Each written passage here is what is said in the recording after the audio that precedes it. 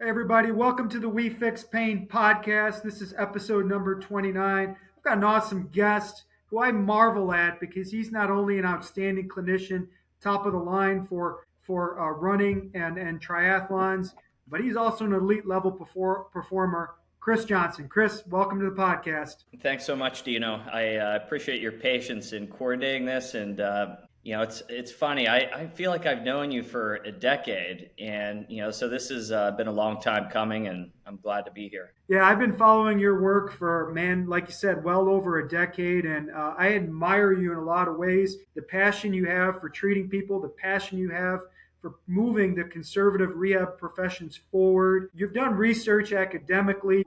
You work with runners. You are a skilled triathlete and runner itself. So I'm looking forward to this next 45 minutes or so to kind of get in your brain and learn the things that I wish I learned when I was going through school. So let me introduce the podcast first, and I'll bring it back to you. Welcome to the We Fix Pain podcast. Our podcast focuses on health and wellness related topics with a specific focus on integrated neuromusculoskeletal care. We discuss injuries to muscles, tendons, ligaments, fascia, joints, bones, and nerves that lead to pain and pain related conditions. We address topics like assessment, diagnosis, treatment, rehab, and management of acute and chronic related pain conditions. We thank you, our audience, for your support and humbly ask if you like this material, please subscribe and share. Introducing Dr. Chris Johnson. He's a physical therapist, a coach, a mentor, an author, a teacher, and a multiple time Kona Ironman qualifier.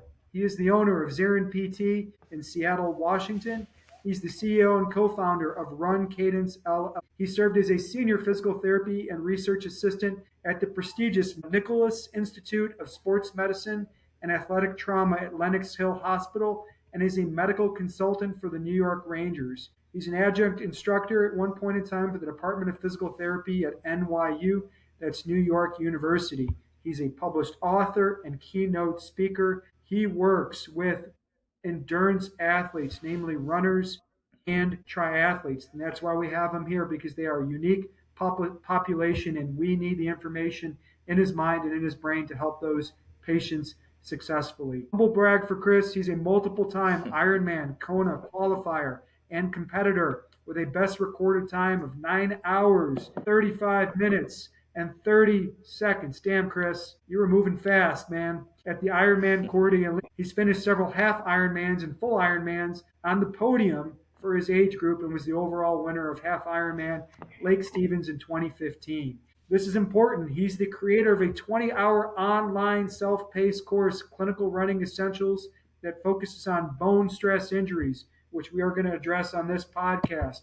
Lower extremity tendinopathies. Yep, we're going to address it on this podcast. Movement dysfunction and gait analysis for clinicians. He's created several online modules and training, and he has a running clinician crash course, which is an in-person course to up your game in this area. And there's more, but we're going to stop there and get to Chris. What's your superhero origin story? How did all this develop? Yeah, well, I appreciate the glowing welcome and intro. I need to shorten it for your sake. My origin story, it's funny you bring that up, Dino, because I was just talking to my older brother about shoulder health because, his son is a very avid baseball player and he's pitching. And, that's sort of what landed me in this field.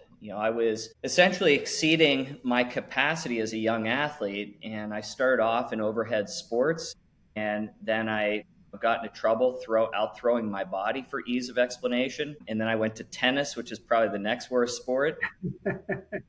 But I was dabbling in everything, but I started to run amok with a lot of orthopedic issues from when I was playing tennis for a variety of reasons. But it was ultimately a knee injury that ended my tennis career, where I was running full speed during a tennis match and stopped abruptly and avulsed or pulled away the inferior pole of my patella. And that literally took me 2 years to get back to some semblance of training, and probably closer to, I'm not exaggerating, a decade to really regain full knee function.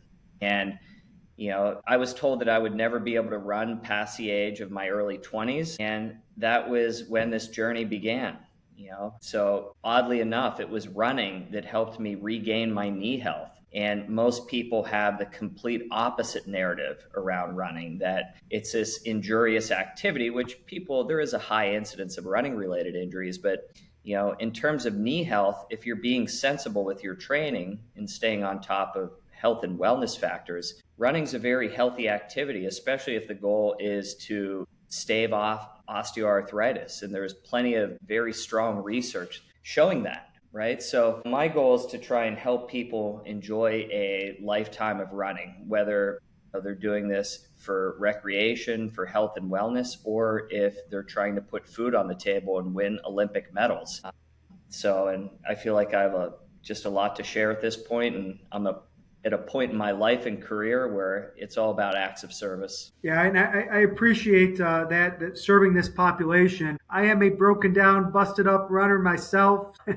Some of this selfishly that you're going to give us information is going to help me as well, and therefore my patients. So I appreciate those acts of service to up our game so we can help ourselves or our patients as well. It always didn't sit well to me when an orthopedist, the highest level of training in this field, always would say to patients, "Hey, doc, you need to tell your patients to stop running because it's making their knees or their hips worse." So I need you to say this out loud for the masses again. Does running increase the risk of knee arthritis? Does running increase the risk of hip arthritis and increase the risk of disability later on? Or is that just a myth? No, it's a myth, with the caveat that we do see a higher incidence in competitive runners. But for the general population, just to be reminded that running is a very healthy activity, right? So I think as long as you're staying on top of your training schedule, your fueling, and you're staggering your training intensity distribution, meaning,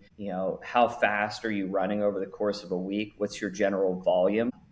I think that people can run deep into life, 70s, 80s, 90s. So, yeah, I think that when a runner gets injured, their greatest fear or concern is they're going to be stripped of this activity. And, I always say, calm mind, you're going to get back to this. Give yourself grace, and we just need to make sure that we, restore capacity and have you set sail and to be conservative, especially if you're coming off of injury. Yeah, it seems to me that the middle of the road approach, the moderation at mileage, it would be defined by the runner's goals. Typically, in the data and research, somewhere between about 10 to about 25 or 30 miles a week actually has a preventative benefit. It lubricates the joints, it cushions, it leads to increased cartilage growth. Even if you have arthritis, they have lower levels of self reported disability with similar levels of arthritis to the couch potato who does nothing, right? So it seems to have this protective effect, not only from a physical standpoint, but from a psychological, emotional standpoint. And it's really interesting how this data has transpired because, like you, early in my career, early 90s, late 90s, early 2000s, very much running is the worst thing for your knees. So I'm glad you got that out loud for the cheap seats early in the podcast, too.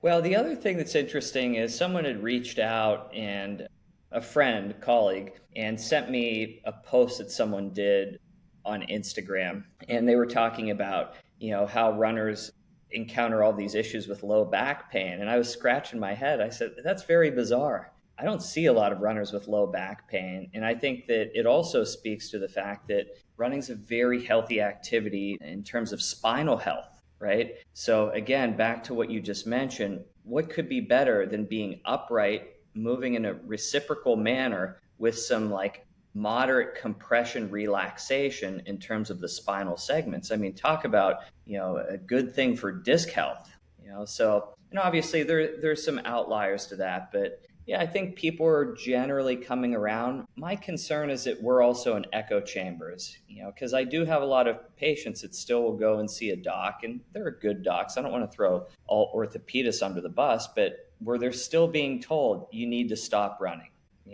Running's, going to lead to arthritis. This is why you have bad knees. And I can't help but think maybe that's just a function of the fact that the doc knows that this is a non-surgical situation. The runner's probably not going to listen to what they have to say. So they're just oftentimes dismissive. And again, they're good docs, so But that's a pattern I see.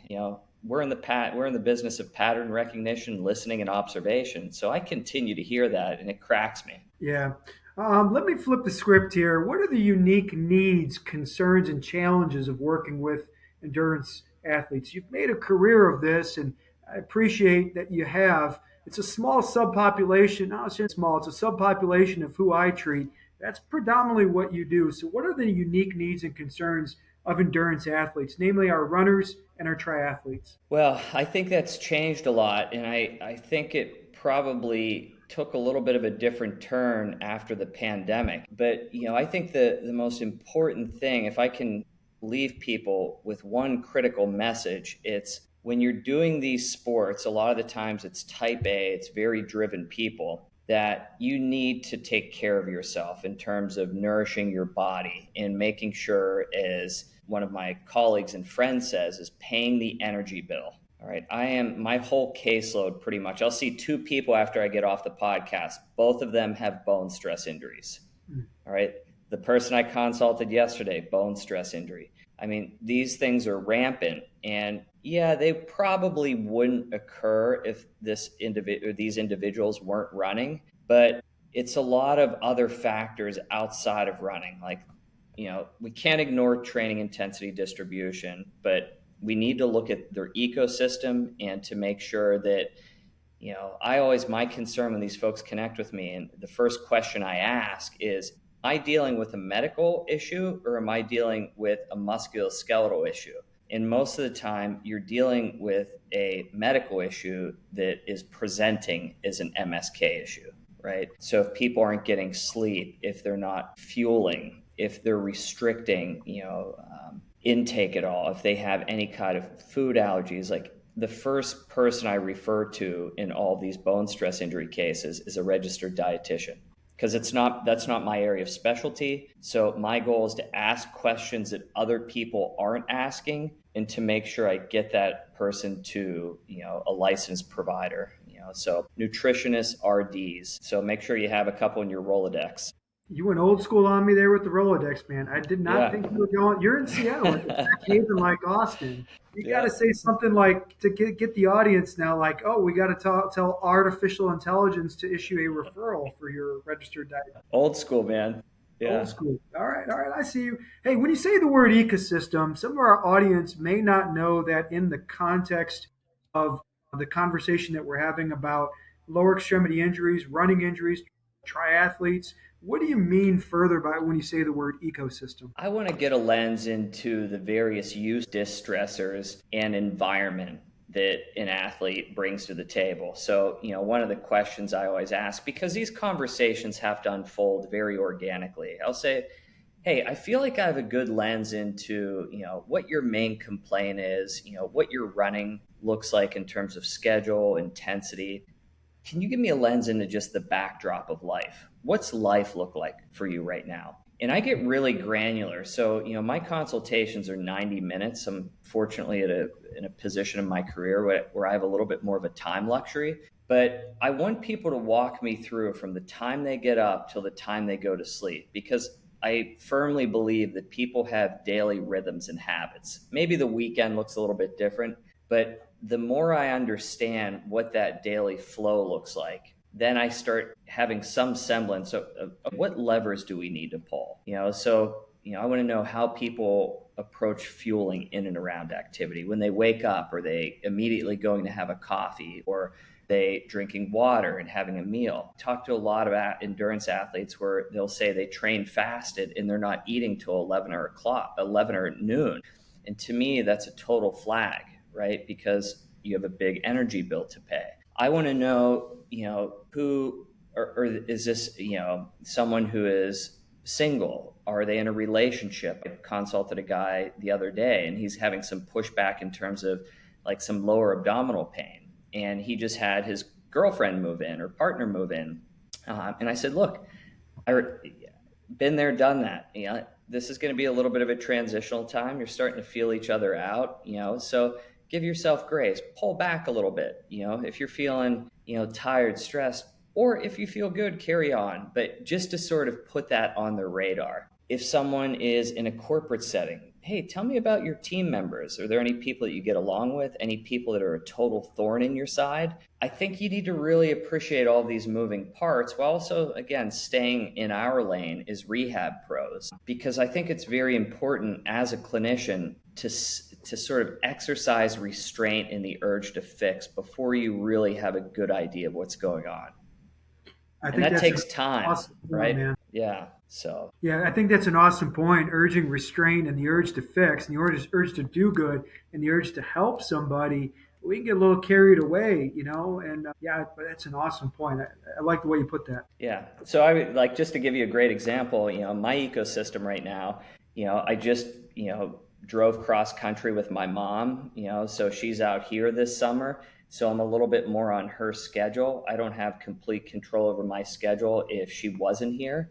So it's a summer. It stays late till practically 10:30 because we're in Seattle. So my kids are up a little bit later. They're not in a ton of summer camps this summer, so it's generally chaos around the house. So my goal during this time is to have fun, protect consistency of training. I just released a big course, so I've been on the gas. Now's my time, to sort of have a little bit of an inhalation point, where I'm not trying to produce a bunch of stuff and be on the gas. It's to pull back, reflect, let off the gas a little bit. So, but yeah, these conversations I think are great. And just making people aware of this stuff. I think that they get rushed through these appointments, and oftentimes they walk out under greater distress or even having more anxiety because we give them a laundry list of things to do. And my goal anytime I connect with someone is to slow them down and to make them so hyper aware of their situation that they start taking ownership of it. Yeah, sometimes they can't see the end of the forest through the trees, right? They're in it, they're living it. They don't realize they're under fueling. You miss breakfast, or yeah, I'm going to try to lose weight, intermittent fasting, and you're training for a triathlon or a marathon, or Yeah. your social relationships drive up stress or drive up perception of pain, or you have an autoimmune disease. Maybe now is not the time with your thyroid levels looking like that to embark in an extended course of distance activity. Maybe you're a 5K person or a 10K person, but it doesn't mean you're not 2 years from now a half marathon or a marathon. I think people miss the end of the forest to the trees sometimes. Yeah, and I think with a lot of these patients, no one has they don't feel seen. So, my goal is to first make sure they feel seen, to make sure that they're validated. And only then can we start to lock arms, because otherwise alliance is not going to be forged, right? So, whether people realize it or not, we're in the business of behavior change, which ain't easy, right? You and I both know that. So, I always sort of pull back and first just try to form some kind of connection with that person. But also, I think one of the things that I made the mistake of early on in my career is we need to keep people accountable, right? I think we placate patients and let them get away with a lot, So, for example, if someone says, I didn't get around to doing my home exercise program, I say, that's okay. Can you help me make sense of why that happened, though? Because I'm a little bit confused. You're coming to me for help to try and troubleshoot a situation, and the stuff that we discussed wasn't done. Can you just help me make sense of that? No judgment, but saying, hey, what's going on here? I'm trying to help you, but I get the sense that maybe this isn't a priority right now. And you're not attaching emotion to this, but you're putting it back on the person. This is why I love being in a clinic.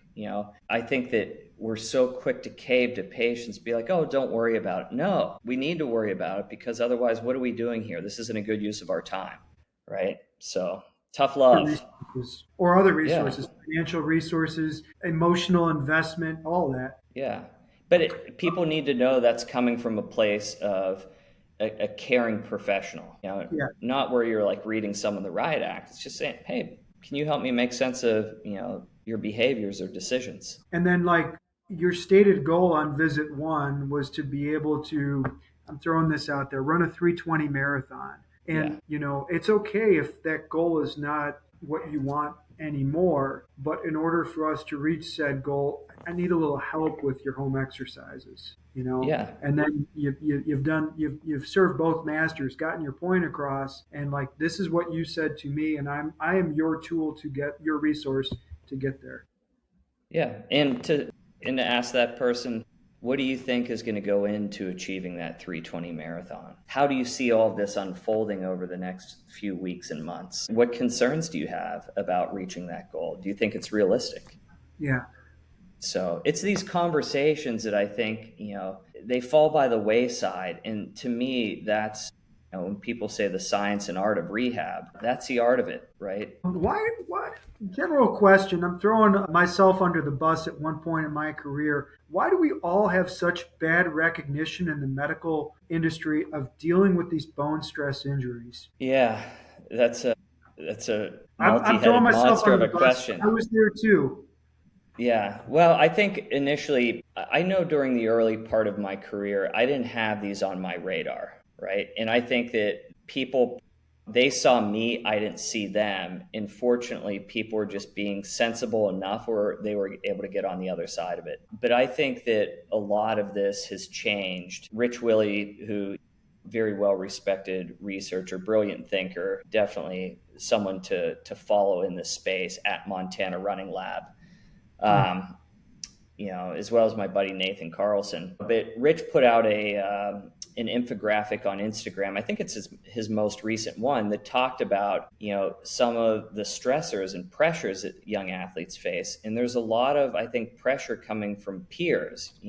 But I think a lot of this has to do with social media and comparison. And as the saying goes, comparison is a thief of joy. So I think there's a lot of pressure that these kids are putting on themselves, and they're also bleeding so much energy as a result of having their phone. So, and I think there are other factors, how they're raised, perhaps what the core values of their family are, maybe some of the messaging that gets conveyed through their coaches. But I think there's a lot of body image issues. I think there's a lot of comparison to peers. I think there's a lot of pressure that these kids are putting on themselves, especially if they're competitive, to try and perhaps earn a scholarship. But yeah, it's just energy bleeds left and right. And the common denominators among a lot of the kids I see is they're doing too much, right? They are running, then they're taking AP classes, then they have the SAT, and then they're playing an instrument, and then they're going to these after school camps. And it's like they need a chauffeur and a personal assistant.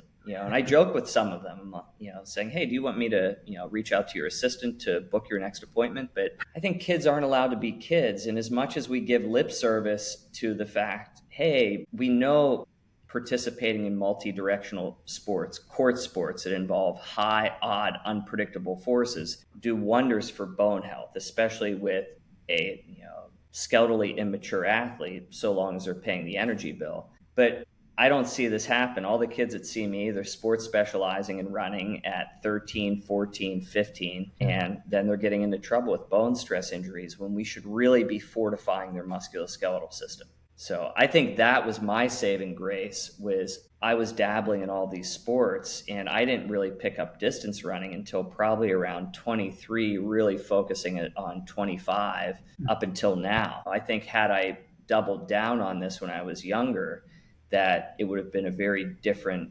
journey, and probably one where I would have incurred bone stress injuries. Gotcha. How do we know when the check engine light comes in? I know we don't have a crystal ball, but are there risk factors or things that we subtly pick up in these cases, or we can tell in a preseason, coaches meeting when we're talking to the coaches or talking to the parents? What are these check engine lights that we can kind of get to the masses to say, you may not have one, but you're at risk? Well, I think that first, to understand the typical presentation of a bone stress injury, what an athlete is likely to report. So, most of the time, if we think of muscle strains, right, there tends to be a specific episode or incident where someone recalls a tearing sensation. Now, with the caveat, you have to be careful of the soleus muscle, because most of the time that will manifest as tightness. So there's no distinct episode, because people miss these all the time.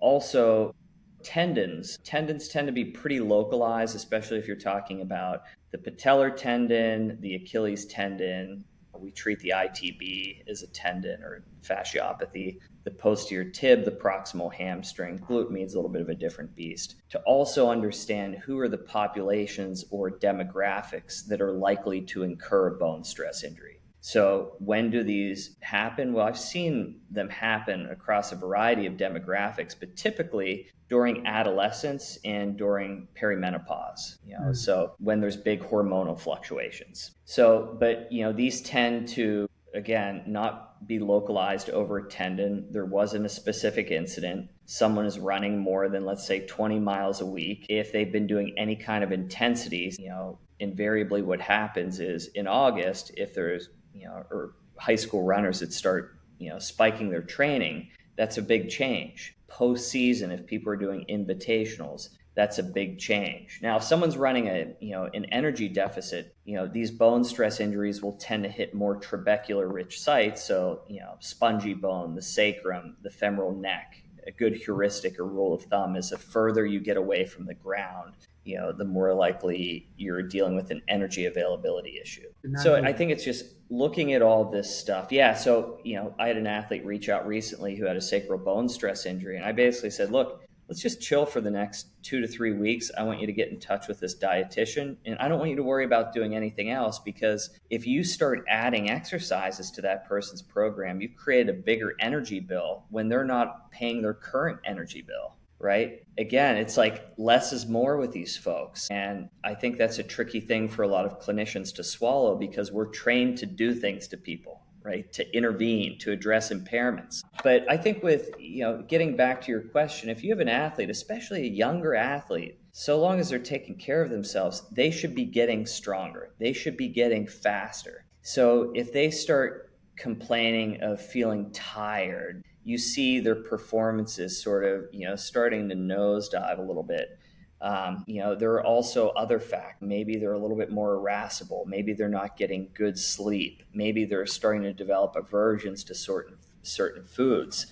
If you see their times go down, right? These are all things to lean in. Other questions that a lot of clinicians aren't comfortable asking is talking about menstrual function, right? One of the sound bites I say, if you're in the line of rehab where you're working with endurance athletes or any athlete dealing with a bone stress injury, you need to talk about boners and blood, right? You need to talk about menstrual function. You need to talk about morning erections. And you need to also prepare the parents, especially if you're working with a minor, ahead of time to say, look, I'm going to ask your son or daughter some questions that other practitioners likely haven't asked them. These are really important for us to paint a global picture, as I like to say, go wide angle lens on the athlete. And you can put them in your paperwork. So that way people are going to be a little bit more comfortable answering those. But also you have to be careful about trusting what people put down in paperwork. You need to have a system of checks and balances. So as a clinician, if you're listening to this, I say, if I'm working with someone, I say, hey, look, I'm going to ask you some questions, some of which are personal, and it would really help me to get a lens into these. But if at any point you're uncomfortable answering these, you don't need to answer them. But understand, this is between us. This conversation doesn't leave this room. So are you okay if I ask you some stuff? Very candid chat, right? And most of the time, yeah, I end up being the first person who asks these. Other people have come up with these grandiose plans and they haven't even asked these critical questions, right? So you can read, there's a great paper from Margaret Mountjoy, which is the Olympic consensus statement, the IOC consensus statement from 2023, really in Adam 1040, Michael Fredrickson. If you just type in male athlete triad and female athlete triad, they'll get into a whole slew of stuff. Those are very dense papers. When we assess these and we find these on out, what is the typical? I know that there's sacral, femoral, calcaneal, tibial, multiple different areas. Generally, what's the management strategy, or what's the play, or what type of things do you say to the patient or parent about this rehab process, start to finish? And the reason why I say this is because consistently I'll see patients, and then, I ran, I had this pain in my shin, I stopped running for 4, 5, 6 weeks. It felt better. I immediately went right back to my previous training program, and it's right back. And I would say, as long as it's taken for you to break the bone down, it will take a slow progression. And the mistake that's often made is 6 weeks after a stress fracture of non weight bearing or limited weight bearing, immediately going right back to where you thought, thinking that bone was completely healed, when in reality, it will take slow, progressive increases to get back to a healthy bone status. That's what I've found. So, what has been your management strategies that have been successful for these bone stress injuries? Yeah, so I generally say from an aerial view, and I think the points you just made are really important. Fortunately, we have published data. Tim Honig has put out some great papers on this, Aurelia Nativ, just looking at timelines, because I have all these on my phone is screenshots, so I can send them to people right away to say,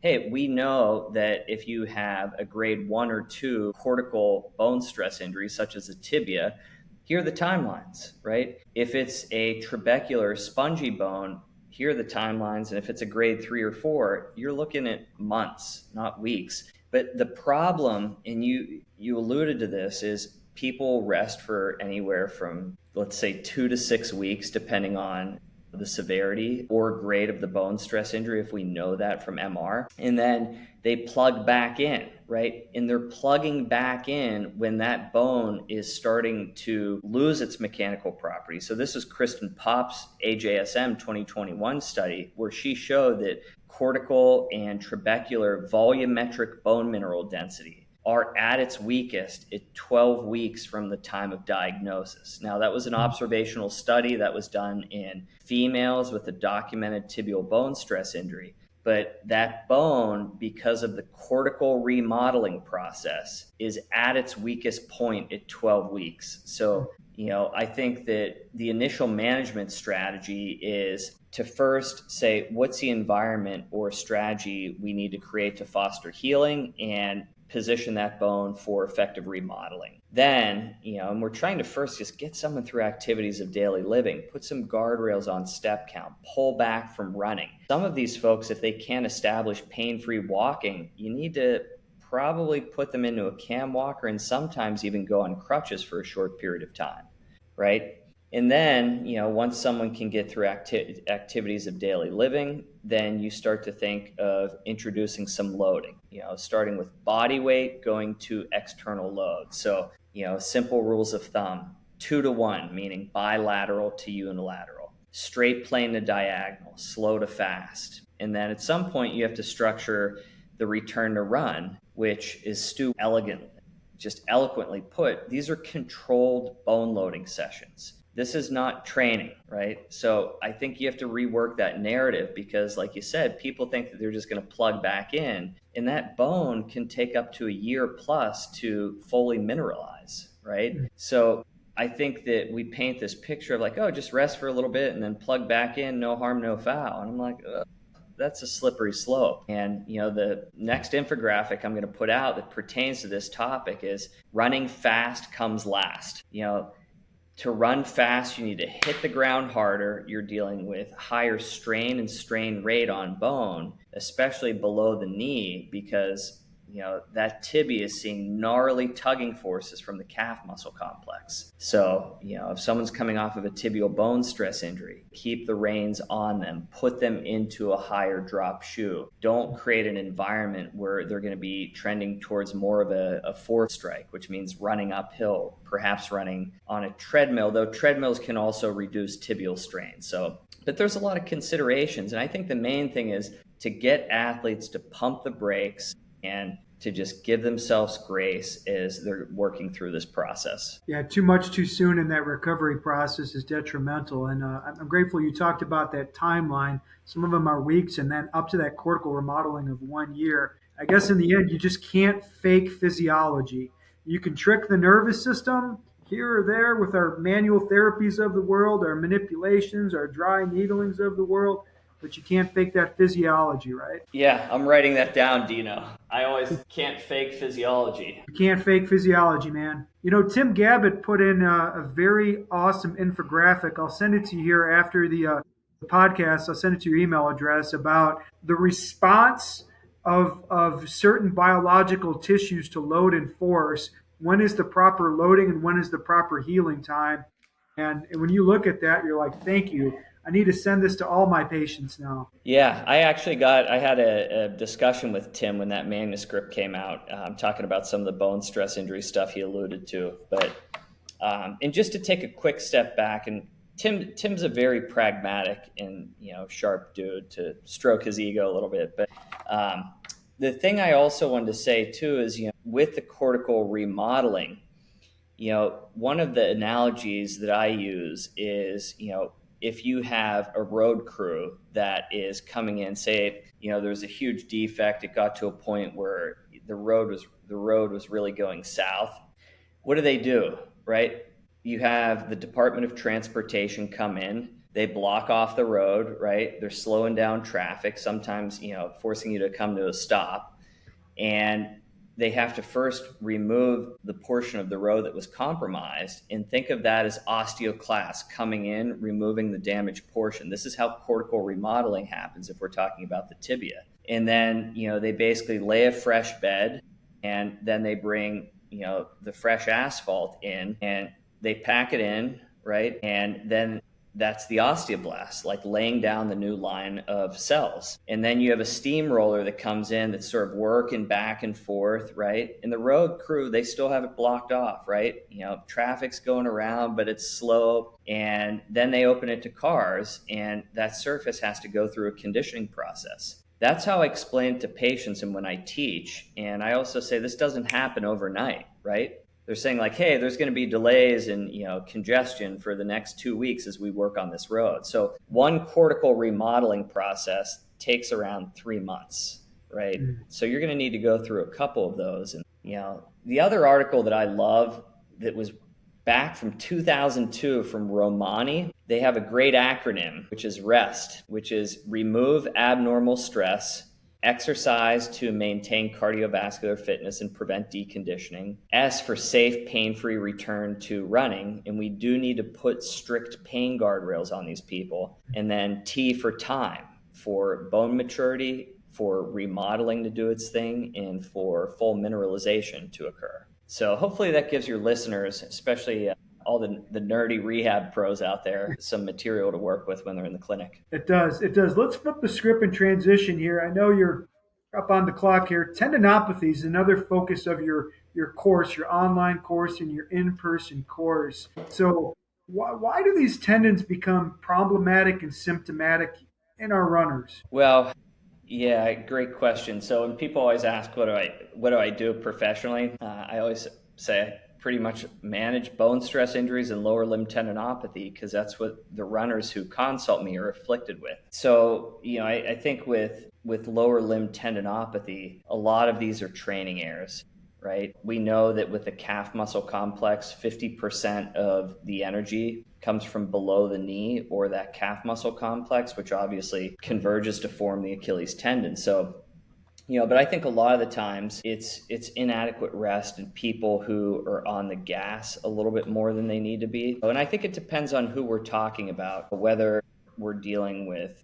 I see a lot of lower limb tendinopathy in perimenopausal women, which there are some different psychosocial considerations there. And then I'll see it a lot in competitive age groupers, say between like 25 and 50, right? So, but I tend to see a lot of Achilles, patellar tendinopathy, ITB in more recreational or novice runners. And then I'll see a lot of PHT, proximal hamstring tendinopathy, and gluteal tendinopathy in that perimenopausal demographic, which is likely a function of just hormonal changes, different properties in terms of collagen versus younger athletes. Yeah, one of the trickiest ones, at least for me, outside of insertional Achilles, has been that gluteal tendinopathy. Those seem to get really sensitized very quickly, and time and then control, single limb and dorsal stabilization and control, which requires training.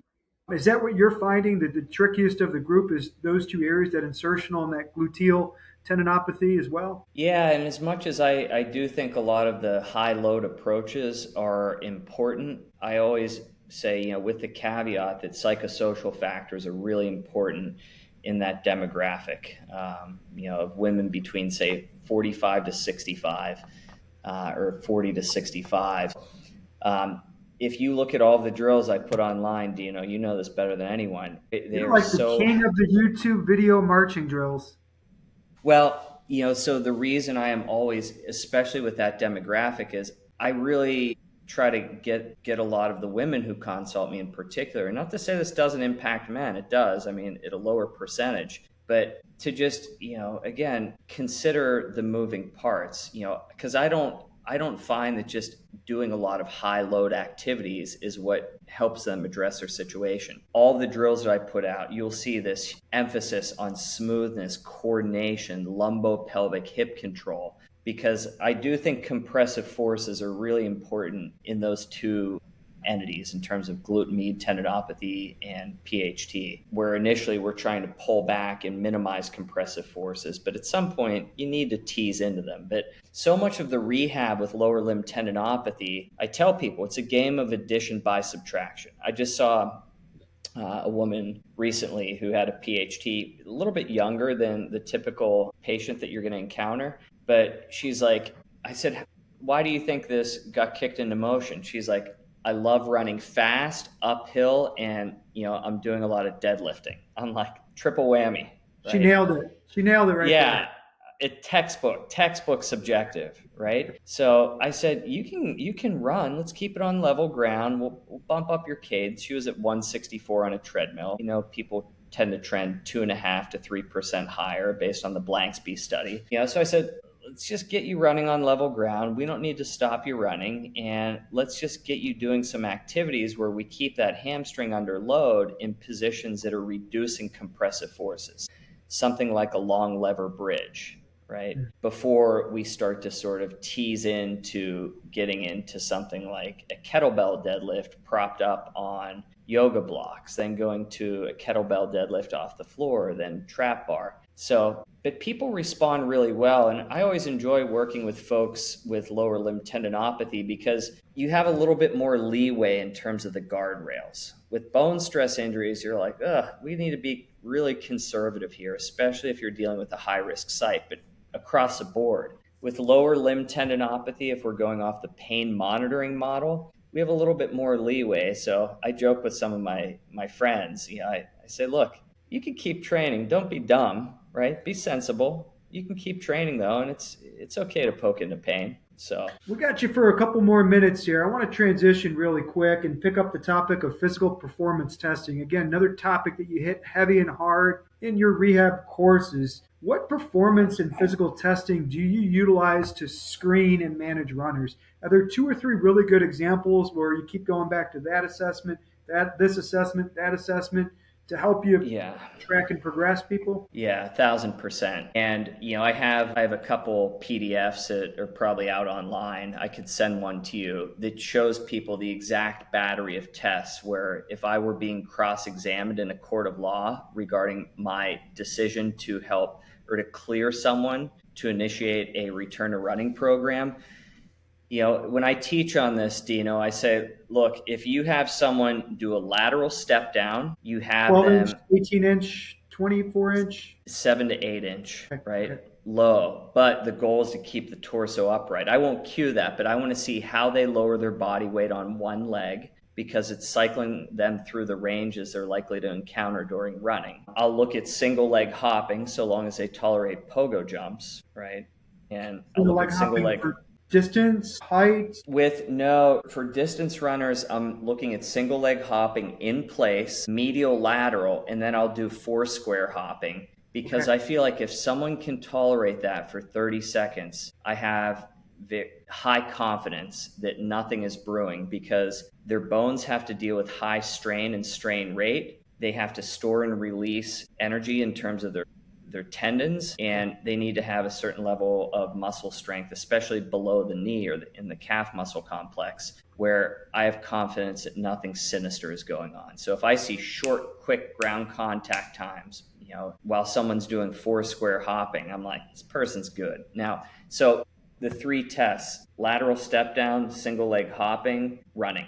The ultimate special test for running is, drum roll, running, right? So you need to watch a runner run at some point. And the step down, torso vertical, need not go in valgus, adequate functional dorsiflexion, good eccentric control, ability to push up and maintain those three positions of the hip, knee, and torso. Is that pretty Yeah, much? and I think the important thing is, when you do go to connect with these people. Sorry, let me just shoot back here. When you first go to perform a lateral step down, is to not over cue someone. So I say, look, this is what a lateral step down looks like when I do it. I just want to get a lens into how you lower your body weight on each leg. Everyone has their own strategy. We all have different structure. So have a practice. I'm going to go get a glass of water. And I'm very deliberate about that, because most people don't go through life doing lateral step downs unless they've been in PT. So have a practice. I'll come back, and then let's take you through, 10, 15, 20 of these. And I want to see what their strategy is. Are they going into hip flexion? Are they going into valgus? Most of the valgus that I see is not a problem that I'm overly concerned about. What I see is that's often driven by someone's foot and ankle function. It's not a strength problem to me.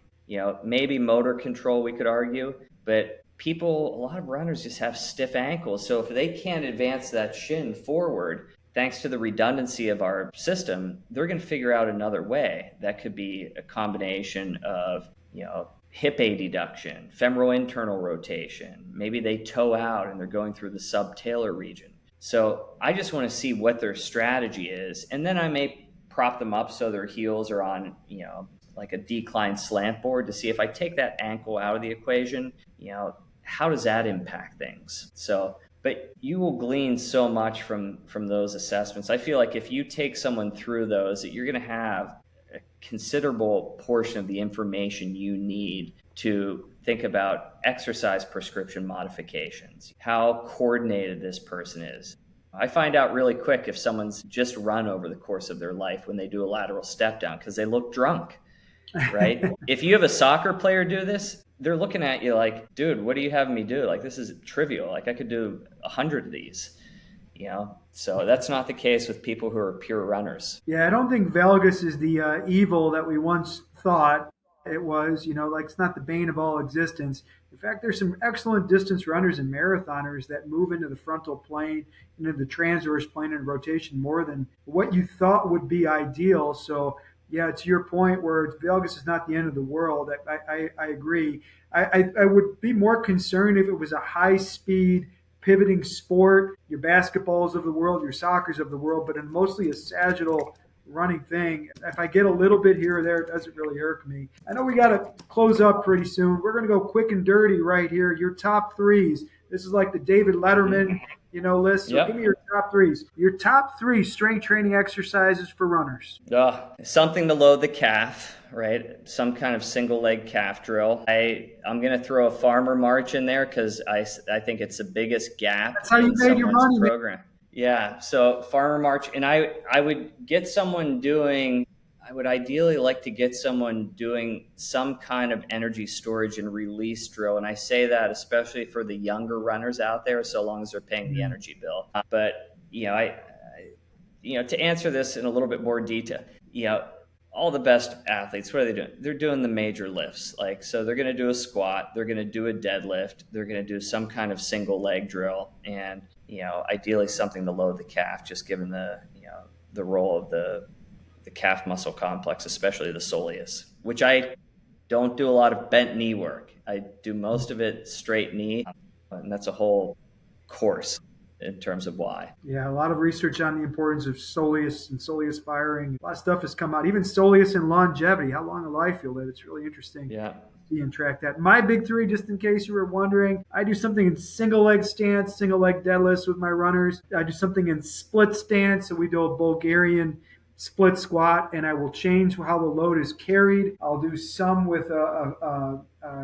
traditional goblet carry, some in a rack, and some with a stagger, right? So you get multiple different planes of motion you have to control. And I like my variations. I'll do one set of forward step ups, one set of lateral steps ups, and one set of rotational step ups. And those are my big three. Sounds Yep. awesome. Yep. All right. Your big three. Last two questions. Your big three. Two tips to PR safely, achieve a personal record safely. Yeah, I'm going to bite off Dan Cleather here. He made this easy. Rule number 1, protect consistency of training. Rule number 2, don't violate rule number 1, right? And I would say the third thing is most of your training should be easy breezy. I think it's fine if you want to do 1 day of intensity, so long as you've proven tolerance to 6 to 8 weeks of consistent training is a loose rule of thumb. And obviously you can't cheat the volume, but so you're going to want to incorporate a long run, and to make sure you're adding walking warm-ups and cool downs. Don't just put your shoes on and go right out the door. It works until it doesn't, right? So you want to ritualize your warm-up. Think of highways or on ramps and off ramps, right? Last two, your three big takeaways from our conversation here. What do you want our audience to know? And I got in trouble when I first moved out to Seattle because of this, because I taught to chiros. The best people in every profession, they're trying to get at truths, right? They're reaching across the aisle. Imagine that, right? Yeah. So here we are as a PT and a chiro, where historically you think that, we're at odds with each other. We're not at all. The best chiros that I know have a very similar approach to, the best PTs that I know. They're great with pattern recognition. They listen, and they respect the fact that the target is always moving, right? And we all believe in a conservative approach to managing MSK conditions, unless the situation dictates otherwise. And there are situations where that's the case. Understood. Other conversations, you're in Austin, Texas, and I think that's awesome. And Generation X is going to have to save the world. I tell you what. Yeah, we drank from fire hoses, and we still live. We rode in the back of trucks without a seatbelt. We still survive. Yeah, we'll save the world. Yep. Hey, real quick, where can people find you, and give us some information about your courses? I'm personally interested. Online's easiest for me. Man, I'd love to join you in Monterey, California in November. I'm teaching a course that week out in Louisiana. So give us some information about your course. How can people find you? Yeah, so the easiest place to find me is, in terms of social, at Chris Johnson, the PT on Instagram, and then my website, which is chrisjohnsonpt.com. And for folks who want to take a deep dive on this, my course that I just released, I spent 2,500 hours just putting the content together. That's not even building it on the back end. And that's my magnum opus, right? That's everything. If I didn't apply the material or the content in the past 2 to 3 weeks of working with someone, it did not make it into that course. So that course is a behemoth. Someone told me it's meaty as hell, right? Yeah. So if you want to learn, like meat in Austin, Texas. We're barbecue folks here. Yeah, the Salt Lick. Yep. So, but yeah, that's hands down the best way to learn from me. So hopefully, folks get that and, dig into it. And I'm treating that as SaaS, software as a service. So as long as I have a pulse, Dino, that thing's going to be getting updated and refined, because that's just how I work. So yeah, and I reviewed the syllabus that you put online, some amazing material. We had a small glimpse of that in this podcast. Please, if you treat runners or triathletes, that's the course that you want to do, because the information, it's outstanding, and that syllabus just gives me a glimpse. It makes me thirsty for more. Chris, thank you for your time. We ran a little bit over. I apologize to your patience in advance that I'm getting you behind. Look forward to catching up. Look forward to taking your course live. And if I'm in Seattle, let's go for a run and let's get some seafood. Sounds great, Dino. I appreciate you having me on, and thanks to everyone who tunes in. And if you have questions, hit me up on Instagram. And other than that, I wish you a great summer or winter, depending on which hemisphere you're in. Yep. And I will put all the information that for your social pages on in the show notes as well for those interested. Thanks, Chris. Appreciate you. Thanks, Dino. Take care, buddy.